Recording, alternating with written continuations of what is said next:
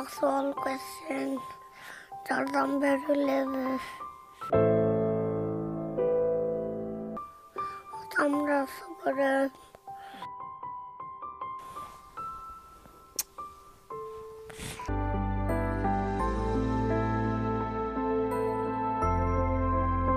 Бүгүнкү Кайрымды бол калайык программасынын чыгарылышында гепатит боор оорусу менен ооруп жаткан Сагынбек Айдошев Кайрымды бол коомдук кайрымдуулук фондуна жардам сурап кайрылган. Кайрылууну четке какпастан аталган фонд жана Кыргызстан телеканалынын чыгармачылык тобу Жалал Абад облусунун Базар Коргон районуна сапарга аттанды.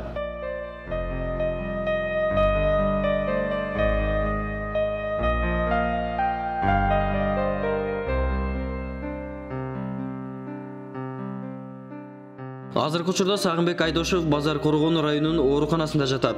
Бирок докторлордун тез аранын ичинде Индияга операцияга кетиш керектигин айтууда. Кайрымды бол коомдук кайрымдуулук фондунун жетекчиси Азамат Байматов Сагынбек мекендешибиз менен жолугуп, ден соолугун сурады. Assalamu alaikum. Как у вас?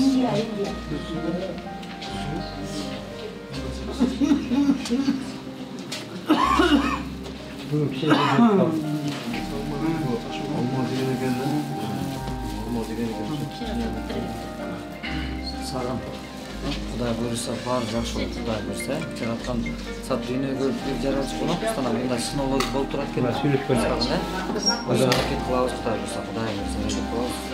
Жараткан берген затына шифа берсин.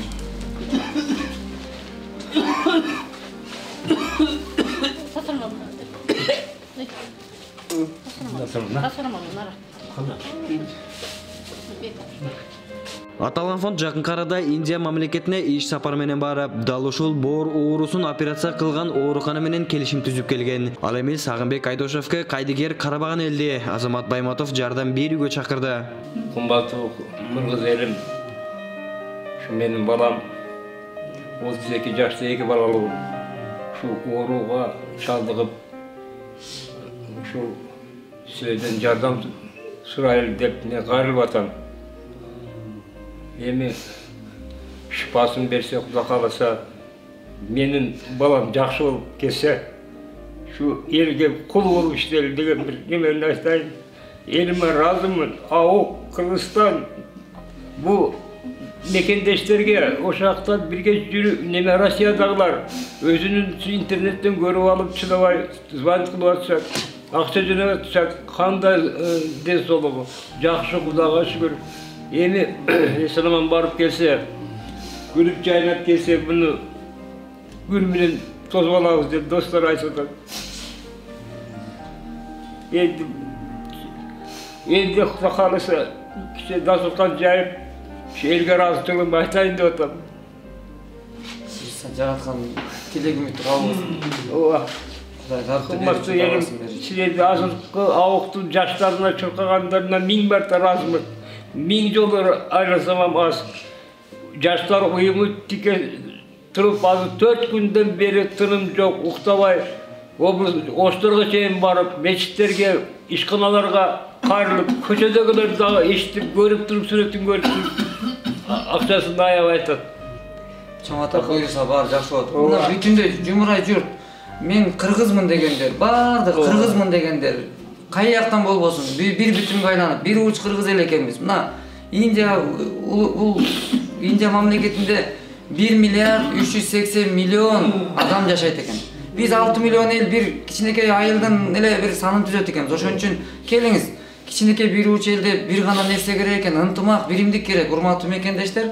Ошон үчүн колубуздан келсе колдоо көрсөтүп, бул ушундай бир кайгынын көз жашын, кубанычтын көз жашын айландырайлы. Колубуздан келген салымыбызды кошойлу, Кудай буйруса. Сөзсүз карап турбайт, чоң ата. Сагынбек Айдошев 1986-жылы Жалал Абад облусунун Базар Коргон районунда жарык дүйнөгө келген. Жаштайынан эле устачылык өнөрүгө шыктуу келип, азыркы учурда устачылык менен иштеп үй бүлөсүн багып келет.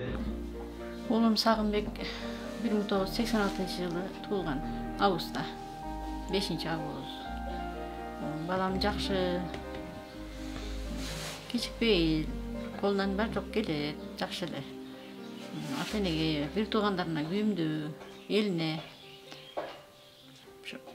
6 ай болду да, 6 айдан бери ушул акыбалдабыз. Аяка барабыз, бияка барабыз. такыр эмеси болбоду. Эми ооруганда биз баарыбыздын жүрөгүбүз ооруду да балам. Жакшы болуп калса экен деп аяк бuyакка бардык. Көрсөтпөгөн жерибиз калбады. Bitti bana bak dedi bizi. Şu kırgız elimden razımın, şu balda çurku atatken yaş uyumlar.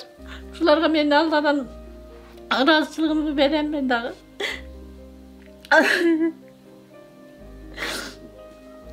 Жақсы болып кетсін деймін.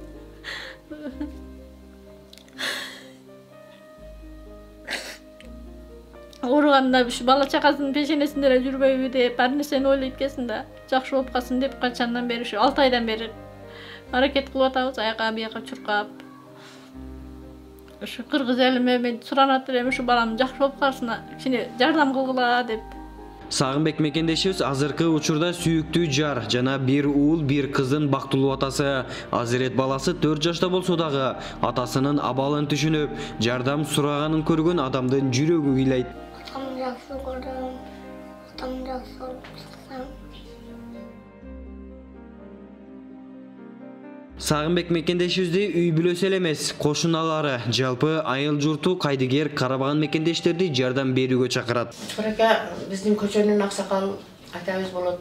Ушу бир кыз, эки уулу бар. Ушу укабыз сагын колунан көбүрө төгүлгөн уста, бар жок колунан келген, бирөөгө бир тике карап жаман сүйлөгөн.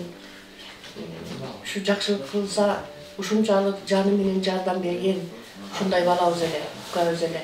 Эми ушундай дартка чалдыгып калды. Билайым ушу Аллабыз шифа берсин. Мына кыргыз элибиз бар экен. Бардык жерде кыргыздар азыр көтөрүлүп, бардык ушул сагындын ден соолугун тилеп, жардам колун созуп атышат. Рахмат ушу кыргыз элиме. Кыргыз элим бар болсун дайым. Ушундай оорулар азайсын. Ушундай жигиттерибиз жакшы болуп кетсин.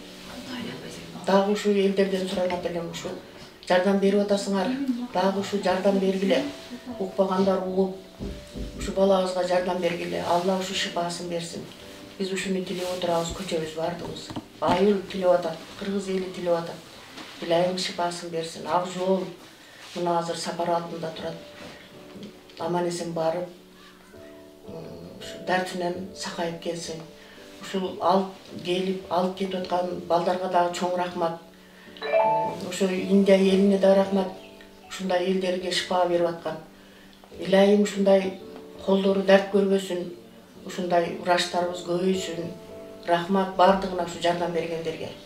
Ар бир ата-эне балам деп жашайт эмеспи? Баласы үчүн ата-энесинин жаманы болбойт. Ата-энеси үчүн баласынын жаманы болбойт дегендей, Сагынбек Айдошевдин атасы көзүнөн жашын алып, балам сакайып кетсе эли журтума кул болоюн деп жардам сурап жаткан кези. Кудайдан тилейм, ушу жакшы болуп кетсе, ушу элдин арасында жүрсө, ушу балдары менен жакшы болот эле дейм да. Мына карасаңар, мына жерде мына коло коңшулар чыгат, бириси болсо бүтүн могундап бер, бириси мына телевизорун неме кылып бер, бириси болсо немелерди оңдоп бер, сотканы оңдоп бер дейт. Ушу балам кандай десе болот. Кудайдан шунчалык немеси бар экен дейм да. Эч нерсеге окуган эмес, бир көрдү өзү кыла берет. Ушу балама ушу сураныч элинен ушу жардам берсеңер, ушу балам жакшы болуп кетсе, миң марта ыраазымын ушу кыргыз элиме, өзүмүн ушу абыгыма тынбай ушу чуркалатышат мына 4 күндөн бери.